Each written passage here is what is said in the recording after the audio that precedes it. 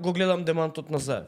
Се обраќа на јавноста дека ја 5 години не сум политика, ама 5 години, вака сега господин Заев, 5 години, 7 години и Груевски не беше у политика, не беше у држава. Самац уште збори за Груевски. Така да од тука па ги овода тој аргумент. Тоа што не си у политика, тоа не значи ништо. Си бил во политика кога се случиле овие настани, кога се изменил правилникот. Тогаш си бил премиер.